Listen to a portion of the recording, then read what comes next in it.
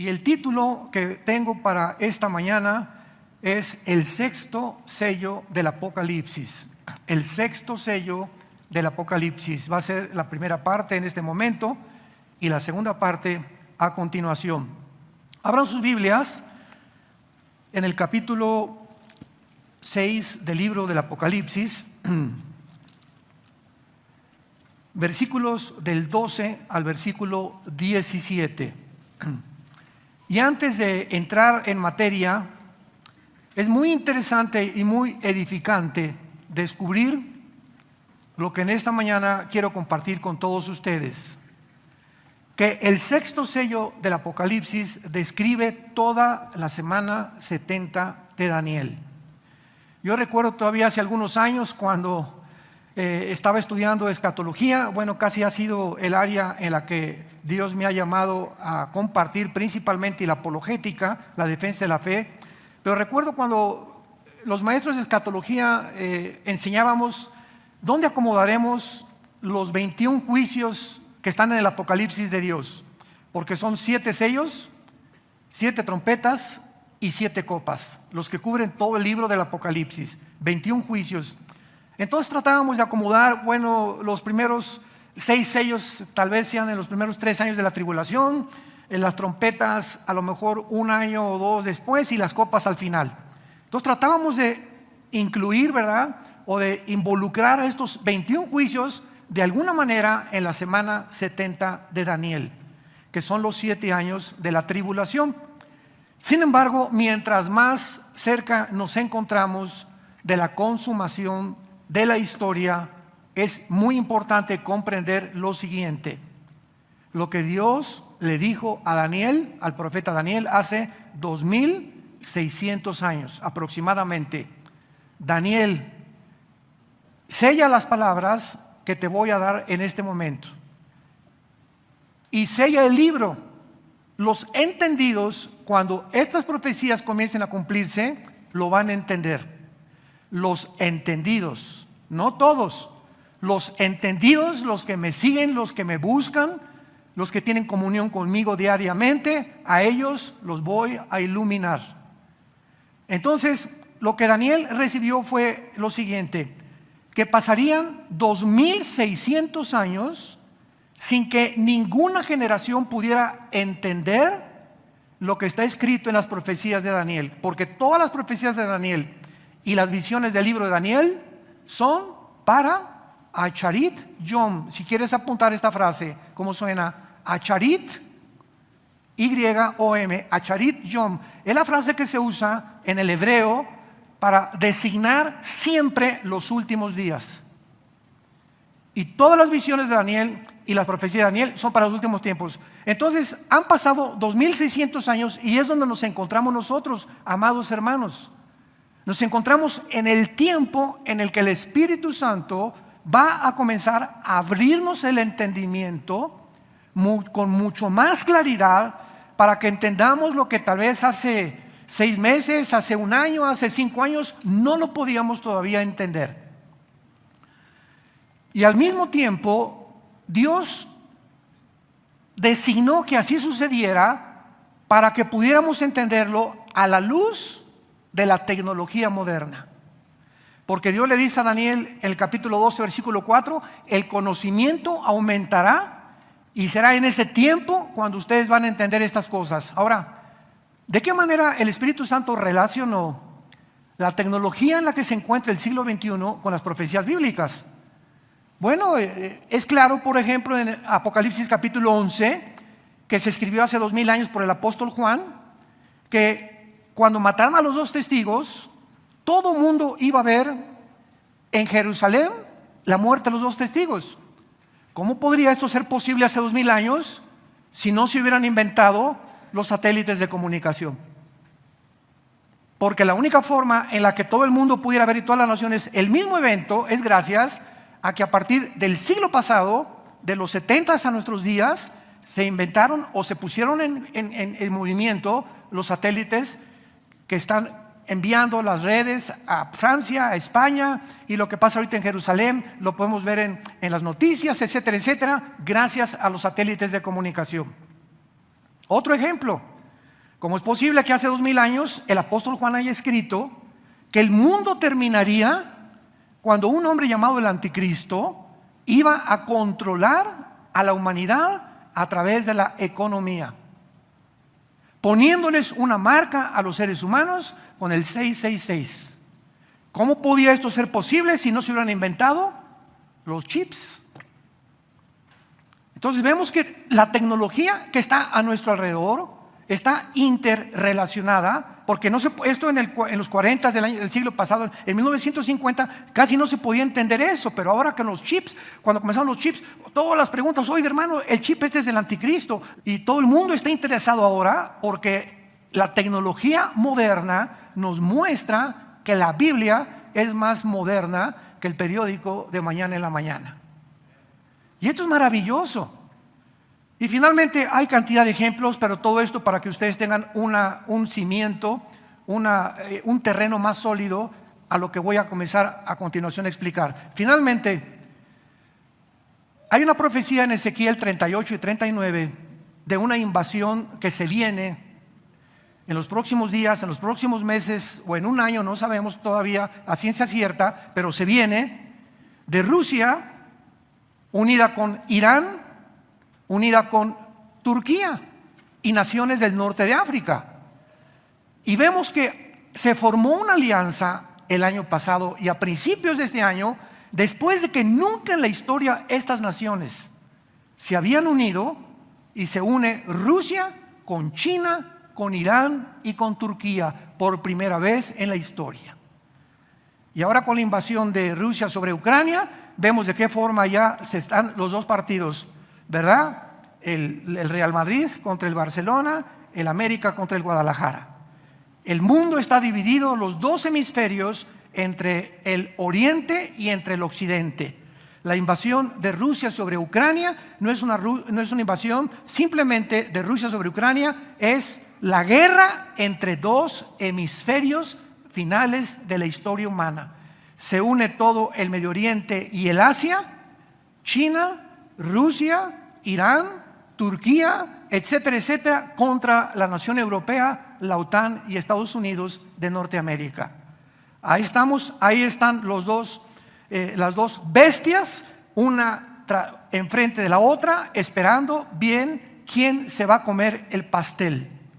¿Quién va a tener más parte del pastel? El pastel es el mundo, y por primera vez ahora dos fracciones, los dos hemisferios del mundo están a punto de entrar a una guerra nuclear, tanto el occidente como el oriente, para ver quién domina el mundo. Tan sencillo como eso. A eso tenía que acabar la humanidad.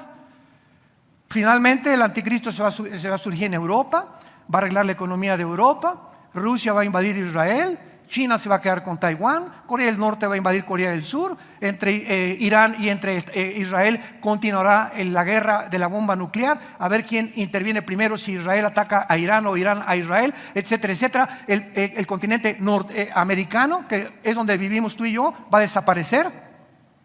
Bíblicamente el continente americano va a desaparecer. ¿Dónde lo dice eso? En el cuarto sello del Apocalipsis, una cuarta parte de la humanidad será muerta. Somos 8,000 millones ahorita en el mundo. Si le quitamos una cuarta parte, ¿cuántos quedan?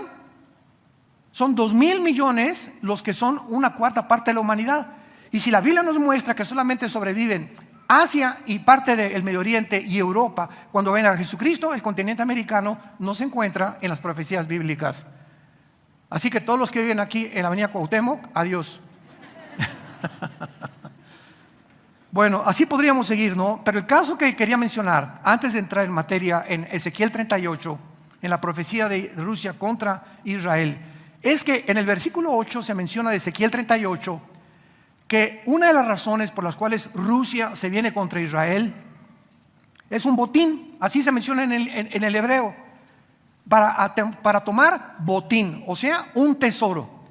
Y todavía hace algunos meses, dentro de la escatología bíblica, no podíamos comprender, muchas personas interesados, que estamos interesados y estamos atentos a lo que la Biblia dice a la luz de la tecnología y los eventos del mundo, ¿qué es ese botín que Rusia le va a traer para formar esta coalición de naciones e irse contra la nación de Israel?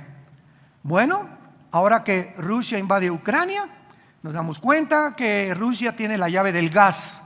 El 60% del gas de Europa viene de Rusia vía Alemania. Se llama el gasoducto Nord Stream número 1. Ya están haciendo el número 2. Y ahora que le cierra el gas Rusia a Europa, de alguna forma usando un chantaje para que nos sigan ayudando a Ucrania, resulta que en las últimas semanas escuchamos la noticia que asombró al mundo, que Israel tiene gas y que era su arma secreta, y que ahora Israel le ha propuesto a la Unión Europea mandar gas a través de Egipto. Y esto encolerizó mucho más a Putin. ¿Por qué? Porque ahora ve a Israel como una amenaza, y con esa arma supuestamente secreta que le van a tratar de impedir a cierto punto chantajear a Europa. Entonces, cuando vemos que es el gas el producto que va a ayudar a Europa a sobrevivir si le cierra la llave a Putin, nos da una razón muy clara por qué va a suceder la guerra de Gog y Magog de Ezequiel 38. Pero no lo podíamos saber todavía, repito, hasta hace 2 o 3 meses. Yo pensaba que eran las riquezas del mar, del mar Negro, ¿verdad? El mar muerto ahí en Israel, que tiene billones de dólares en mercurio, en potasio, en minerales que son valiosísimos. Pero ahora resulta que esa es precisamente el gas. Entonces, ¿qué va a hacer Putin? Lo único que va a hacer lo siguiente: si quiero conquistar Europa y Asia, atacar a Israel para yo controlar el gas mundial y el petróleo también. Entonces vemos de qué forma todo esto cobra sentido a la luz del libro, el primer libro que se imprimió en la imprenta de Gutenberg, el libro que tú tienes todos los días en tu casa, el único libro que nos pone en contacto con Dios, porque las palabras de Cristo son espíritu y son vida, el único libro que te va a mantener dentro de la paz y la seguridad y la tranquilidad y la esperanza que Dios te quiere dar en este mundo que está completamente desarticulado, en un mundo que se encuentra a la orilla de un abismo. Muy bien, vamos pues a Apocalipsis capítulo 6 versículo 12 en 17 para darle lectura. Y vemos pues que estos 7 sellos del Apocalipsis se encontraban en un libro que vamos a leer también en el capítulo 5 de Apocalipsis, sellado por 7 sellos por dentro y por fuera. Y dice el versículo 12, Apocalipsis 6 versículo 12: miré cuando abrió el 6º sello, y he aquí hubo un gran terremoto. Y el sol se puso negro como tela de silicio, y la luna se volvió toda como sangre. Y las estrellas del cielo cayeron sobre la tierra, como la higuera deja caer sus higos cuando es sacudida por un fuerte viento. Y el cielo se desvaneció como un pergamino que se enrolla, y todo monte y toda isla se removió de su lugar. Y los reyes de la tierra, o sea, los gobernantes de las naciones del mundo, y los grandes, ricos, capitanes, poderosos, y todo siervo y todo libre, se escondieron en las cuevas y entre las peñas de los montes, y decían a los montes y a las peñas: caigan sobre nosotros y escóndanos del rostro de aquel que está sentado sobre el trono y de la ira del Cordero, porque el gran día de su ira ha llegado, y ¿quién podrá sostenerse en pie? Ahora, para entender casi la Biblia de aquí en adelante, regresemos al capítulo 5 del Apocalipsis y entendamos qué significa este libro que contiene los sellos, y repito, que cubren toda la semana 70 del libro de Daniel, o los 7 años de la tribulación. Dice el capítulo 5: vi en la mano derecha del que estaba sentado en el trono un libro, escrito por dentro y por fuera, sellado con 7 sellos. Y vi un ángel fuerte que pregonaba a gran voz diciendo: ¿quién es digno de abrir el libro y desatar sus sellos? Y ninguno, ni en el cielo, ni en la tierra, ni debajo de la tierra, podía abrir el libro ni aún mirarlo. Y lloraba yo mucho, porque no se había hallado a ninguno que pudiera abrir el libro, ni leerlo, ni mirarlo. Y uno de los ancianos me dijo: no llores. He aquí que el león de la tribu de Judá, la raíz de David, ha vencido para abrir el libro y desatar sus 7 sellos. Vemos pues que en la antigüedad esta palabra libro, en el griego es la palabra biblión. De hoy tenemos la palabra Biblia. Repito, la palabra libro es la palabra biblión, de donde se deriva la palabra Biblia que nosotros tenemos actualmente. Y sabemos que los libros no fueron impresos hasta que vino la imprenta de Gutenberg. Y el primer libro que se imprimió después de Cristo, estamos hablando aquí a principios de la era cristiana, cuando se escribió el Apocalipsis. Antes eran pergaminos como este que estoy aquí enrollando en mis manos. Y entonces cuando un rey o alguna familia enviaban un mensaje, sobre todo cuando eran oficiales, ponían con cera el sello, o sea, cerraban aquí, y el anillo del rey o el anillo del dueño de la casa, casi todos tenían un anillo que designaba a qué familia pertenecían, lo ponían inmediatamente sobre la cera. Y entonces esto garantizaba a la persona que lo recibía que nadie había abierto ese libro o el contenido que se había enviado a través de ese pergamino. Entonces vemos en el capítulo 5 que Dios el Padre tenía este pergamino en sus manos.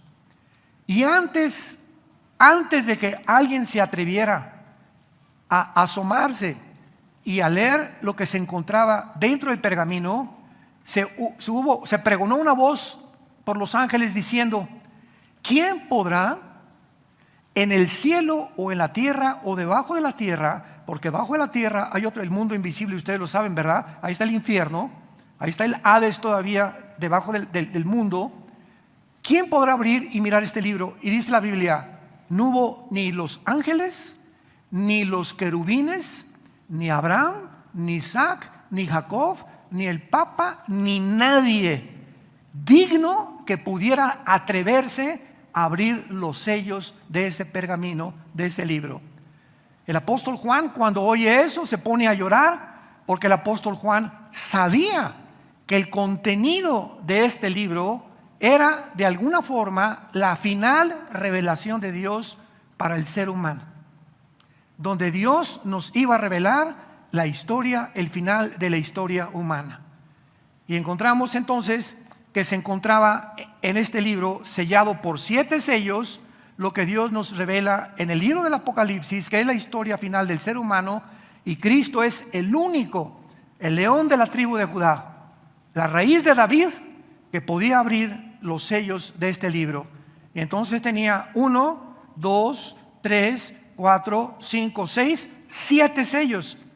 Y cuando se iba a abrir estos 7 sellos, por los 7 sellos son los que cubren el pergamino, pero el contenido de los 7 sellos es las trompetas y las copas, porque tanto las trompetas como las copas están contenidas en el 7º sello, en el final sello que Cristo abre y que se encuentra ya el final de la gran tribulación, la segunda venida de Cristo, las estrellas que caen del cielo, el sol se oscurece, la luna se convierte en sangre y baja Jesucristo con nosotros y con sus ángeles a establecer su reino milenial.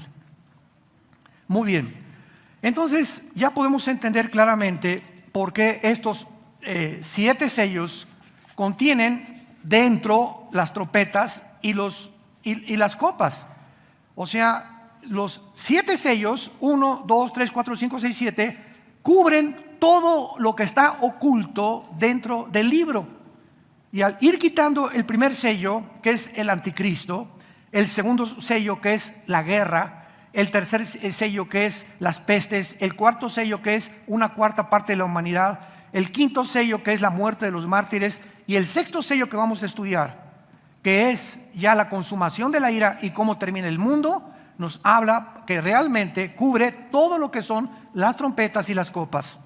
Y de aquí en adelante simplemente hay que incluir dónde entran la primera copa, las trompetas, las primeras 4 trompetas, por ejemplo, que entran claramente en el cuarto, quinto sello del Apocalipsis, y donde entran las copas del Apocalipsis, y así podemos armar un libro tan complicado, tan maravilloso, tan precioso, que se llama el Apocalipsis. ¿Entendieron algo? Bueno, el año que entra lo vas a entender.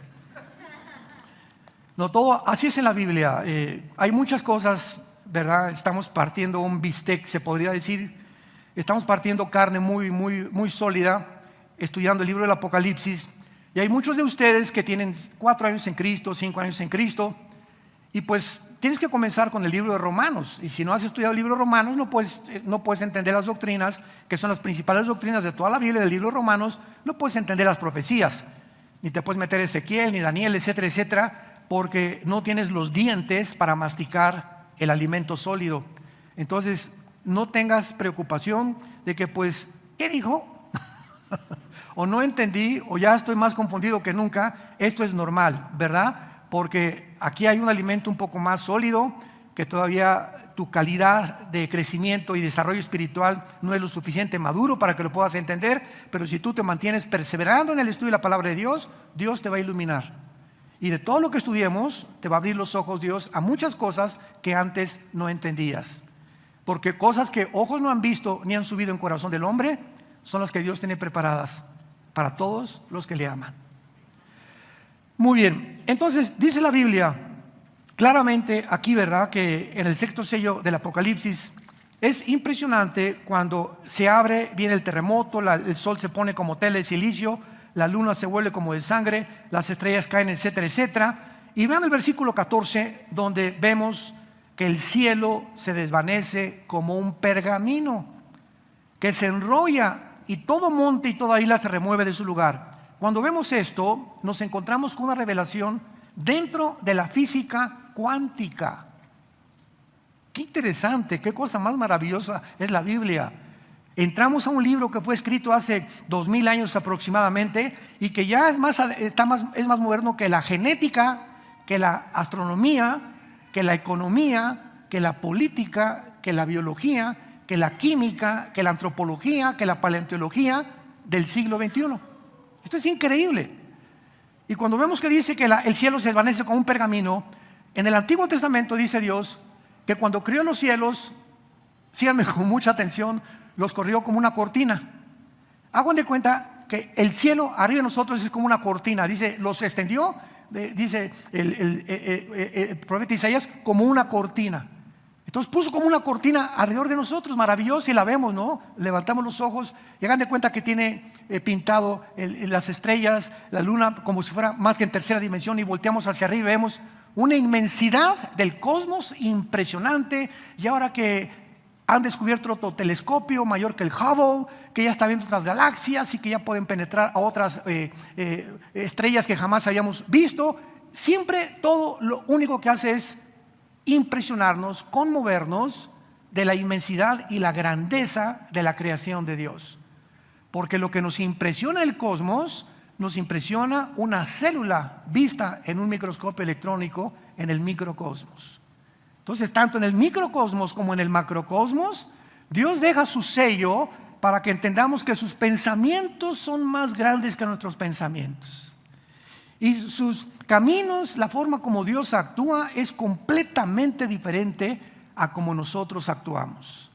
Por eso cuando alguien llega y me dice, es que el Dios de la Biblia no es mi Dios, le digo, ese es tu problema, que tú te has creado tu Dios, cabeza de aguacate. Y como es tu Dios, pues claro que quieres tener un Dios a tu manera. Porque si mi Dios fuera mi Dios, no me castigaría. Y si Dios fuera mi Dios, no haría esto, ni haría aquello, ni permitiría esto, ni aquello. Precisamente por eso piensa la gente como piensa, porque quieren que el Dios del universo se ajuste a la limitación de sus pensamientos y de su intelecto, que es el intelecto de un gusano. Comparado nuestros pensamientos con los pensamientos y la grandeza de Dios, no somos más que hormiguitas. Y tenemos que partir de este punto. Si queremos comenzar a entrar a comprender la grandeza de los pensamientos de Dios y la razón por la cual Dios hace lo que hace en toda su creación, hay una característica indispensable. Y sin esta característica nunca podrá ningún ser humano conocer, ni comprender, ni adorar, ni servir al Dios de la Biblia. Y esta característica se llama la humildad.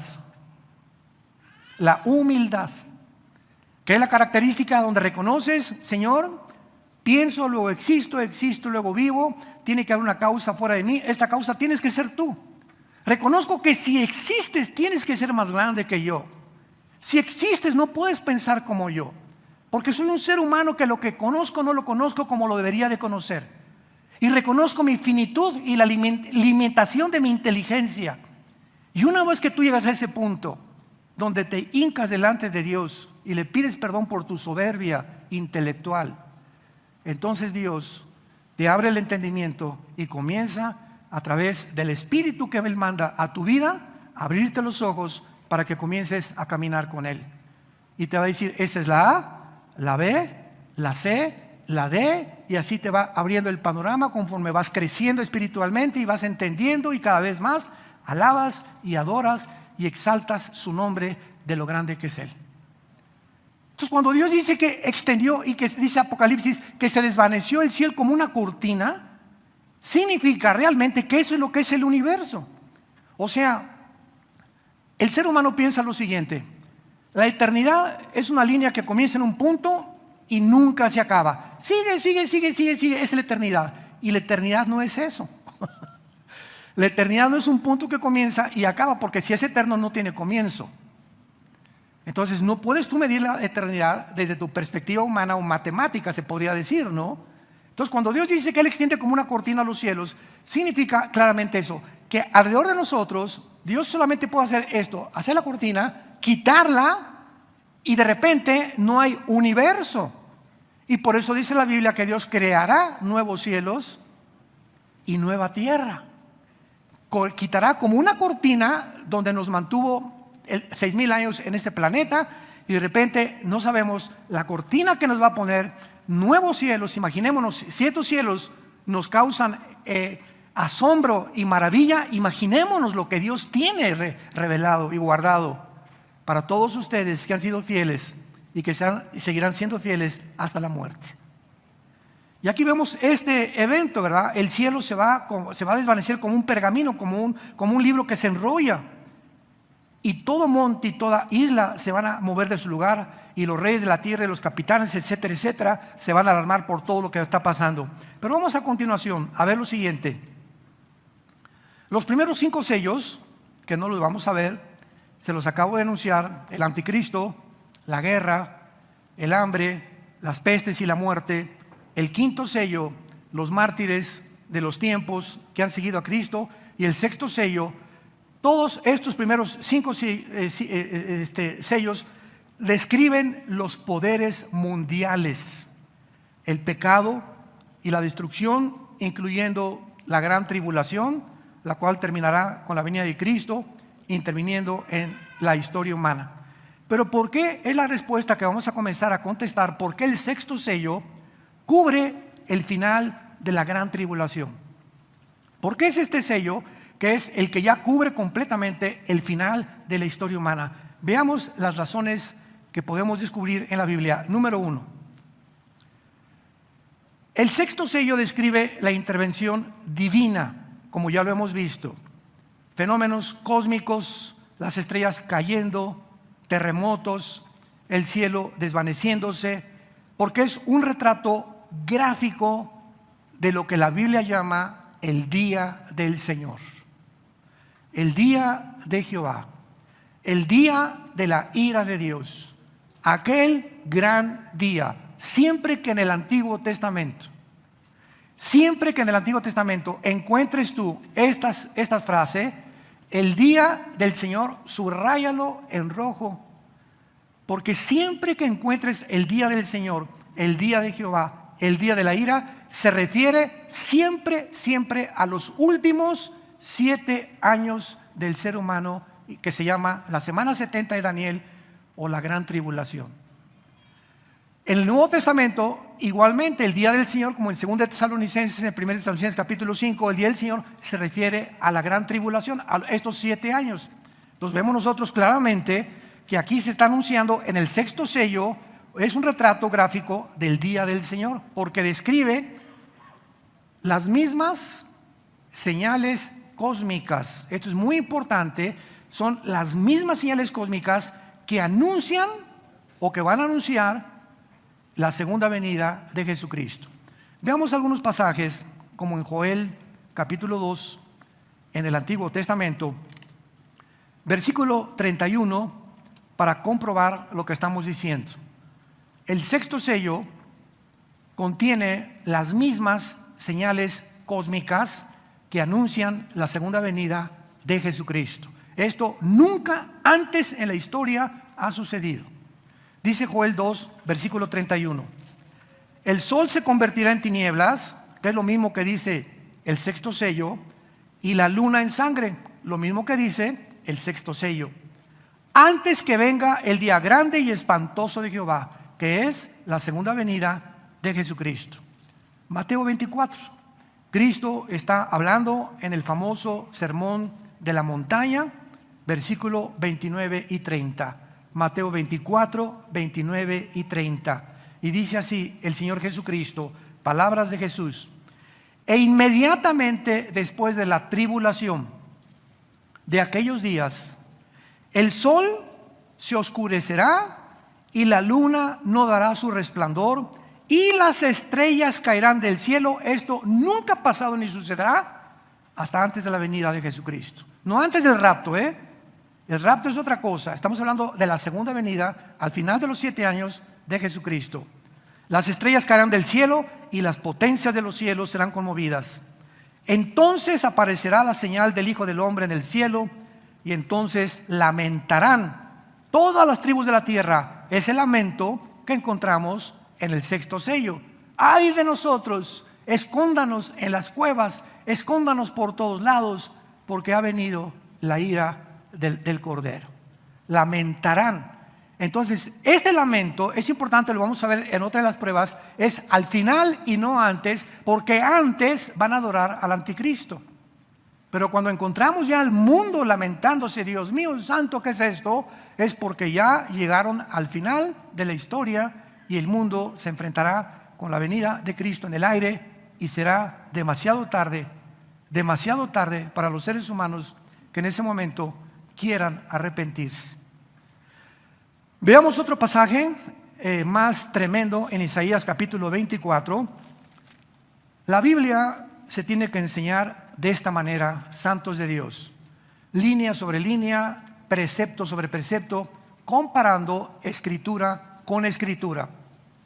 Nunca en el estudio de la Biblia se saca un pasaje o un versículo y se desarrolla una doctrina sin haberlo comparado con otros pasajes de la Biblia que pueden contradecir lo que tú dices, o que pueden confundirte, o tal vez que no hay ningún sentido común entre un versículo y otro versículo. Entonces, cuando usamos de esta manera la Biblia y comenzamos a unir las piezas, porque la Biblia es un rompecabezas, y comenzamos a poner las piezas y comienzan a encajar una por una, nos damos cuenta que hasta el final del tiempo vamos a ver la pintura general. Daniel pintó un cuadro hace 2600 años inconcluso. Pintó un cuadro de las profecías de los últimos tiempos inconcluso. Viene el apóstol Juan 600 años después de Daniel, y Juan le da al cuadro que pintó Daniel las últimas pinceladas. Y ya tenemos con Daniel y el Apocalipsis el cuadro completo. ¿Qué quiero decir? No se puede estudiar Apocalipsis sin estudiar Daniel, ni se puede estudiar Daniel sin estudiar el Apocalipsis, porque la Biblia es la suma de la verdad de Dios. ¿Me van siguiendo? Muy bien, dice Mateo 24, versículo 19 al 23. Isaías 24, 19 al 23. Será quebrantado de toda la tierra, enteramente desmenuzada será la tierra. Vean ustedes todas estas frases. En gran manera será la tierra conmovida. Temblará la tierra como un ebrio y será removida como una choza. y se agravará sobre ella su pecado y caerá y nunca más se levantará. Acontecerá en aquel día, subrayen esa frase. Ahí está la primera. Aquel día se refiere ¿qué día es este? Los 7 años de la tribulación. Está hablando de los 21 juicios del Apocalipsis. Sucederá en aquel día que Jehová castigará al ejército de los cielos en lo alto y a los reyes de la tierra sobre la tierra. Esto lo compruebas en Apocalipsis 12, versículo 8 en adelante, cuando dice: una guerra en el cielo y se enfrentó Satanás y sus ángeles contra Miguel y sus ángeles, pero no prevalecieron. Y el arcángel Miguel derroca a todo el ejército de Satanás, y Satanás es lanzado sobre la tierra. Entonces, por eso dice Isaías 700 años antes de Juan, que en aquel día, ¿cuál día? En esos 7 años de la tribulación, Dios va a castigar al ejército de los cielos en lo alto. ¿Cuál es ese ejército? La tercera parte de los ángeles que se rebelaron contra Dios. Y a los reyes de la tierra sobre la tierra, como lo vimos en el 6º sello, serán amontonados como se amontona a los encarcelados en mazmorra y en prisión. Quedarán encerrados y serán castigados después de muchos días. Versículo 23: la luna se avergonzará y el sol se confundirá cuando Jehová de los ejércitos reine en el monte de Sión y en Jerusalén, y delante de sus ancianos sea glorioso. ¿Cuándo reinará Cristo en el monte de Sión? Al final de la tribulación. Cuando Él descienda, Zacarías capítulo 14 del 1 al 6, pondrá sus pies en el monte de los olivos. Jesucristo, cuando venga en su segunda venida, se hará un valle del norte al sur y del occidente al oriente. Se hará una cruz en Israel como un valle por el terremoto, y pondrá Cristo los pies donde fue crucificado. Y entonces de ahí en adelante, nosotros que bajamos con Él, bajamos a establecer su reino mesiánico de 1000 años, que lo enseña finalmente Apocalipsis capítulo 21, y que también todos los profetas del Antiguo Testamento profetizaron el futuro del reino de la raíz de David. En 2 de Samuel 7, Dios le dice, el profeta le dice a David: David, tú no vas a continuar, vendrá un hijo tuyo que es Salomón, y de sus entrañas, o sea, desde David, desde la raíz de David, vendrá el que reinará eternamente. Salomón murió. Entonces, cuando nació Cristo, Él tenía que venir genéticamente de la raíz genética del cromosoma o del genoma que tenía David. Tenía Jesús que nacer. Y Él es, aquí en el profeta, se estaba refiriendo. El reino eterno vendrá cuando Jesucristo venga por segunda vez con todos nosotros. Muy bien. En segundo lugar, la segunda prueba de que el 6º sello cubre el final de la semana 70 de Daniel. Este 6º sello se caracterizará, regresamos a Apocalipsis capítulo 6, dichosos todos ustedes que trajeron la Biblia y que no están leyendo ahorita el periódico Reforma. En este segundo sello observamos un cambio abrupto en el mundo incrédulo en tiempos del anticristo. ¿Qué quiero decir con esto? Encontramos que las personas que se describen en el versículo 15 y 16, los gobernantes de la tierra y los grandes y los ricos, capitanes, poderosos, siervos, etc., se están escondiendo en las cuevas, entre las peñas de los montes, y gritándole, ¿verdad?, a la ecología y al mundo, a los montes: vengan sobre nosotros y escóndanos del rostro de aquel que está sentado y de la ira del Cordero. Aquí observamos la reacción del mundo al final de la tribulación, que es una reacción de susto, de temor. Pero Apocalipsis 13, versículo 3 en adelante, antes de que esto suceda, el mundo no reacciona de esta manera. El mundo dice: ¿quién podrá ser como el anticristo? ¿Quién podrá igualarlo a todo lo que él está haciendo? Antes de esto, la actitud del mundo es de exaltar al anticristo, y contra Dios blasfemarán y maldecirán a Dios, etcétera, etcétera. Pero cuando ya viene Jesús, la reacción de la gente es diferente. Por eso sabemos que tiene que ser en el 6º sello o al final de la tribulación. ¿Está claro con eso? Es interesante ver todos estos detalles que parecen mínimos, pero que son muy importantes en la forma en la que podamos nosotros comparar escritura con escritura. Vemos nosotros, ¿verdad?, que aun cuando los seres humanos son vistos blasfemando contra Dios, hasta el final, en el clímax de la séptima copa, hay un cambio dramático ahora de terror y de pánico en el día del Señor. Vemos nosotros también que la característica de pánico y de terror de toda esta humanidad en este momento, de toda la gente, nos salva reconociendo, ahora sí, reconociendo la supremacía de Cristo. ¿Quién les dijo? Es que ahora ha venido la ira del Cordero. ¿Ah? Ahora hasta Cordero le llamas. Pues ¿no era tu corderito el anticristo? Porque el gran día de su ira ha llegado. ¿Quién les dijo del gran día de su ira a toda esta gente? ¿Y por qué saben que ya se va a acabar todo en ese momento? Ahora sí ya no es el anticristo a quien te estás adorando, ¿verdad? Porque antes de que esto pase, van a haber 144,000 judíos predicando lo que la iglesia dejó inconcluso. Cuando el anticristo se manifieste, ¿verdad?, la iglesia ya desapareció, pero Dios va a levantar y va a regresar con Israel otra vez, a levantar a 144,000 judíos, y estos 144,000 judíos culminarán y terminarán la profecía de Mateo 24, será predicado el evangelio a todo el mundo y entonces será el fin. La iglesia no va a terminar predicando el evangelio, la iglesia terminará en apostasía. Las cosas no van a mejorar de aquí a Jesucristo regrese. La misma iglesia, y estoy hablando de la cizaña que está sembrada en todas las iglesias cristianas del mundo entero. En la del norte, en la de Estados Unidos, Inglaterra, cualquier iglesia cristiana, no todos los que asisten son cristianos. ¿Y cuánta gente se decepciona? Pues es que ya había a don Chencho, ¿verdad?, que ahora ya regresó al alcohol y este cometió adulterio y se fue y pasó estas cosas. No, estoy muy decepcionada del cristianismo. Estás decepcionada de don Chencho, perdóname, no del cristianismo. Porque tienes que saber que no todo lo que tú ves es real como tú lo estás viendo. La iglesia es una mezcla de cabritos, cazacuatas, víboras, cascabeles y ovejas. En la iglesia y alacranes hay de todo tipo. Y el hecho que miembros o personas que asisten a un lugar que se llama la iglesia de Cristo tengan una conducta completamente contraria a lo que la Biblia dice, no significa que sean cristianos. Entonces toda esta gente, como la parábola Mateo 25 de las 10 vírgenes, ¿se acuerdan? Eran 10 vírgenes y tenían todas la lámpara a tus pies es tu palabra. Tenían la Biblia, las 10 vírgenes, ¿verdad?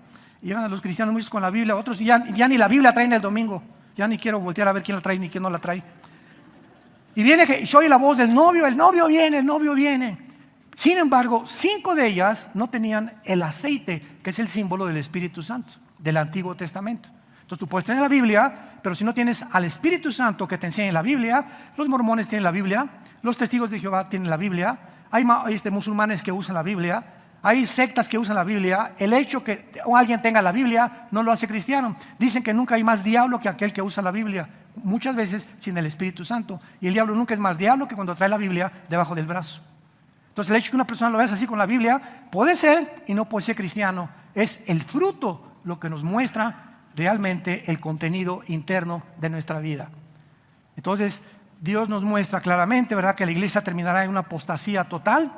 Y aquellos que mantuvieron hasta el final su fidelidad, se llama el remanente.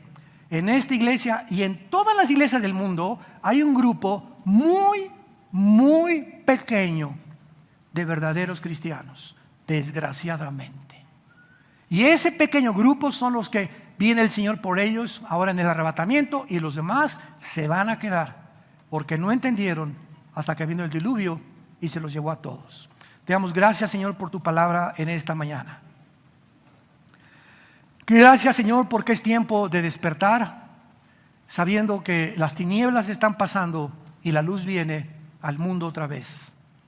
Anhelamos con todo el corazón tu venida, Señor Jesús, y sabemos que tú nos has elegido según tu presencia en santificación del Espíritu Santo para obedecer y ser rociados con la sangre de Jesucristo. Porque todas las cosas que pertenecen a la vida y a la piedad ya nos las has dado. No hay nada que no tengamos que tú nos hayas dado desde el nacimiento de nuevo. Cuando tú entraste a nuestra vida, nos entregaste talentos, dones, todo absolutamente para que creciéramos en la gracia y el conocimiento de tu Hijo Jesucristo. Y ahora sabemos que nos has dado grandes y preciosísimas promesas que nos van a sostener. Lo único que nos va a sostener hasta el final es tu palabra. Y nada más que tu palabra. Porque es tu palabra la fuente de nuestra vida, la fuente de nuestro crecimiento, de nuestra comprensión y de nuestra comunión contigo a través de tu palabra. Para que por ella nos apropiemos de estas promesas y crezcamos como cristianos maduros, comprendiendo el tiempo tan peligroso en que nos encontramos actualmente. Si alguna persona que nos escucha a través de las redes sociales de comunicación o del internet, que en este momento te encuentras tal vez en la sala de tu casa, tal vez en una cárcel, o tal vez manejando y escuchas esta conferencia, yo te pido que en este momento que Dios ha preparado tu corazón, no lo rechaces. En humildad, reconoce que Jesús en una cruz pagó con su sangre por tus pecados. Reconoce que a los 3 días volvió a vivir y venció la tumba, a resucitar de entre los muertos, y que tú le necesitas. Tú necesitas a Dios, porque Dios te ama. Dios te ama eternamente. Y por ese amor en esta mañana Él te dirige estas palabras: ven a mí, ven a la cruz, ahí me encuentro contigo, es el punto de reunión, no hay otro más que la cruz, y te daré el perdón de tus pecados y la vida eterna. Dile: Señor, perdona mi vida, creo que en la cruz pagaste con tu sangre por mis pecados, que a los 3 días resucitaste entre los muertos, y te doy las gracias por entrar a mi vida en este instante. Te recibo, Jesús, como mi Señor y mi Salvador. En tu nombre precioso. Amén.